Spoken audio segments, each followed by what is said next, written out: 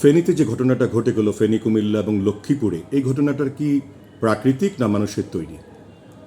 বন্যার সৃষ্টিটা প্রাকৃতিক হলেও এটার যে ভয়াবহতাটা সেখানে মানুষের হাত রয়েছে। যেই পরিমাণ পানি হঠাৎ করে প্রবেশ করে গেছে, সেই পরিমাণ পানি যদি আমরা আগে একটু সতর্ক বার্তা পেতাম, আমরা আগে একটু ভালো সমন্বয় করতে পারতাম, তাহলে ওই পরিমাণ পানি হঠাৎ করে ঢুকে এত লক্ষ মানুষকে এরকম বেকায়দায় ফেলতো না। আমরা হয়তো তাদেরকে সরিয়ে নেওয়ার একটা সুযোগ পেতাম। এখন যেটা হচ্ছে যে বন্যা হওয়ার কারণে এবং বন্যার ভয়াবহতাটা মারাত্মক হওয়ার কারণে এবং ওই জনগোষ্ঠী স্মরণকালের মধ্যে এমন বন্যার মুখোমুখি না হওয়ার কারণে, এক, তাদের সাথে আমরা সংযোগ স্থাপন করতে পারছি না, দুই, তারাও কিন্তু জানে না এটার মোকাবেলা কিভাবে করতে হবে।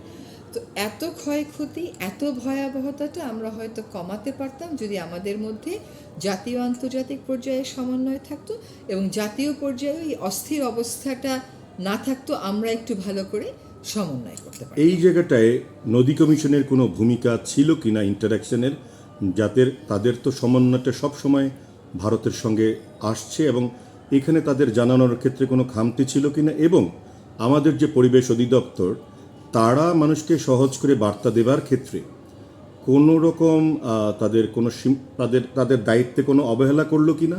কারণ এই বার্তা তো সামগ্রিক, এটা কিন্তু তাদের কাছে আসবার কথা। আমি খোঁজ নিয়েছি, ত্রিপুরায় তারা কিন্তু অরেঞ্জ বার্তা দিয়েছে এবং তারা তাদেরকে সতর্ক করেছে। আমরা কেন সেটা পারলাম না? আমরা সময়টা খুব কম পেয়েছি ভয়াবহতা বিচারে, এবং আমাদের এখানে যে জোয়ার ভাটার প্রভাব ছিল সেটা একটা ফ্যাক্টর, আর প্রথমে একটা পূর্বাভাস ছিল যেটা বাংলাদেশে না এসে বিহারের দিকে চলে যাবে।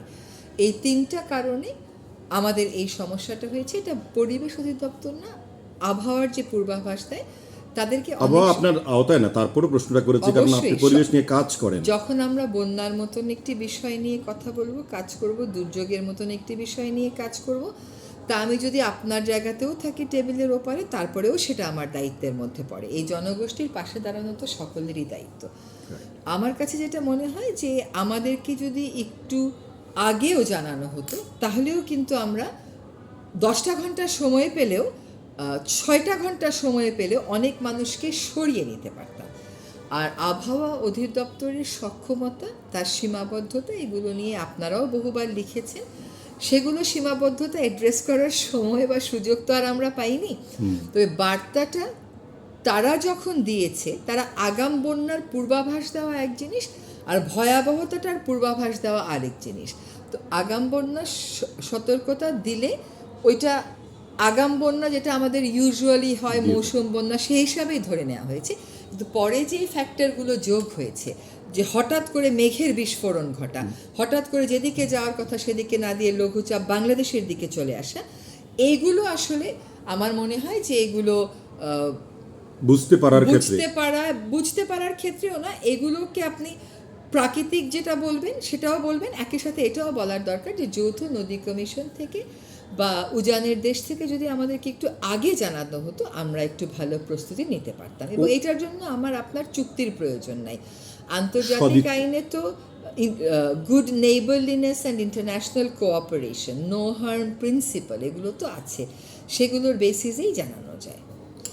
তারপরও যেহেতু সাধারণ মানুষের কাছে একটা বিশ্বাস আমি দেখেছি, এবং মানুষ ধারণা করে, তাদের পারসেপশন, যে এটা ইচ্ছাকৃতভাবে করা হয়েছে ভারতের পক্ষ থেকে।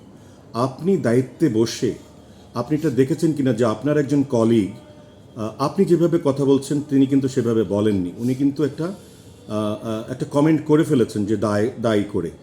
এইটা আমার মনে হয় তারা কি উপলব্ধি করেছে, অথবা আপনাদের ভিতরে এটা নিয়ে কোনো কথাবার্তা হয়েছে কিনা রাষ্ট্র টু রাষ্ট্র? এই মুহূর্তে আমরা বন্যা দুর্গত মানুষদেরকে উদ্ধার কাজেই বেশি মনোযোগী। আমার মন্ত্রণালয় যে বাঁধগুলো ভেঙে যাচ্ছে, ভেঙে যাওয়ার আশঙ্কায় আছে, সেইগুলোকে মেরামত করে বা সেগুলোকে টিকিয়ে রাখতেই বেশি মনোযোগী। আমরা একটা আনুষ্ঠানিক প্রক্রিয়া আছে, সেই আনুষ্ঠানিক প্রক্রিয়াতে আমাদের উজানের দেশের কাছে জানতে চাইব যে আগাম সতর্কতা দেওয়ার ক্ষেত্রে তাদের উদ্যোগটা কী ছিল। এটা হচ্ছে এইবারের বন্যাকে সামনে রেখে। আর এর পরে আমরা এতগুলো অভিন্ন নদী ভাগাভাগি করি, আমরা এত বছরেও কেন শুধুমাত্র আগাম সতর্কতার মতন একটা বিষয়ে সবগুলো নদী নিয়ে একটা চুক্তিতে আসতে পারলাম না, সবগুলো নদী নিয়ে একটা বোঝাপড়ায় আসতে পারলাম না? সেটা কি করে আসা সম্ভব হবে, সেদিকেই মনোনিবেশ। সেই জায়গাটা তো আমরা সকলেই আপনার প্রতি অনেকখানি দাবি এবং আমাদের দীর্ঘদিনের বিশ্বাস যে এই জায়গাটা আপনি জোরালোভাবে যেরকম অতীতে অন্যান্য বিষয়ে কথা বলেছেন, এইটা রাষ্ট্রের পক্ষে, বাংলাদেশের পক্ষে আপনি উপস্থাপন করবেন, মানে নিশ্চয়ই করব, তাই তো? নিশ্চয়ই করব। আর এইবারের ঘটনা থেকে আমরা কি লেসনটা পেলাম? এইবারের ঘটনা থেকে, ঘটনা তো শেষ হয়নি এখনো যে আমরা বসবো লেসন্স লার্নড এবং এরপরে কী করবো। তবে আমরা যেটা বুঝেছি যে আমাদেরকে হয়তো নিজেদের সক্ষমতাও বাড়াতে হবে, আমাদেরকে আন্তর্জাতিক পরিমণ্ডলে নিজেদের স্বার্থ নিয়ে দর কষাকষির জায়গাগুলো শুধুমাত্র যার সাথে দর কষাকষি করি সেখানে উপস্থাপন করলে হবে না, একটা আন্তর্জাতিক পরিমণ্ডলেই আমাদেরকে উপস্থাপন করতে হবে। আরেকটা হচ্ছে ভালো শিক্ষাও তো পেয়েছি। আপনি যদি গত 2 দিনের টিএসসির চিত্রটা দেখেন, অসাধারণ। একটা শিক্ষা কি আমরা পেলাম যে যখন আমরা দুর্যোগে পড়ি, এমনি সময় আমাদের মধ্যে দলীয় বিভেদ, এই বিভেদ, সেই বিভেদ, শ্রেণী বিভেদ, সব বিভেদই আছে। দুর্যোগের সময় আমরা জাতি হিসাবে যে ঐক্যবদ্ধ হতে পারি, এই ঐক্যটাকে সকল সমস্যার সমাধানে কি করে ধরে রাখা যায়, সেটা নিয়ে আমি মনে করি জাতীয় পর্যায়ে আলোচনার একটা সুযোগ এসছে। থ্যাংক ইউ, আপনাকে অসংখ্য ধন্যবাদ। মাত্র তো 2 সপ্তাহ আপনাদেরকে আমরা মানে সব কমিউনিটির পক্ষ থেকেই জি। পর্যাপ্ত সময়টা দিতে চাই যাতে আপনারা আপনাদের যে গোলটা সেটা অ্যাচিভ করতে পারেন। সময়ও দেবেন, সুপারিশও দেবেন। Thank you. ধন্যবাদ।